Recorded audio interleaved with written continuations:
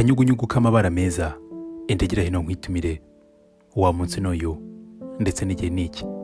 Njyanira ubu butumwa ubushyira umwamikazi w'Isaba, umubwire uti umwami yabonetse. Uti nk'uko ubwami butaba butagira umwami, ni nako nanjye ntabaho nagufite muri ubu buzima.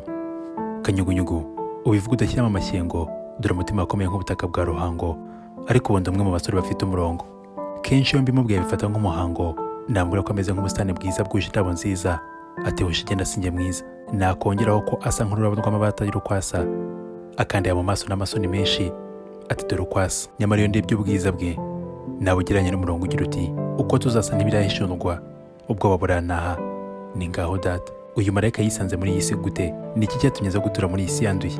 Ubwo nkarenzaho ngatwenga, ari nako mbona akazuba karenga. Ubu ufate nk'ubutumwa bukomeye, nk'urwandiko Pawulo intumwa yandikiye ab'Iroma, ati ntihakagire umwenda muba mu bandi uretse wo gukundana. Nanjye naho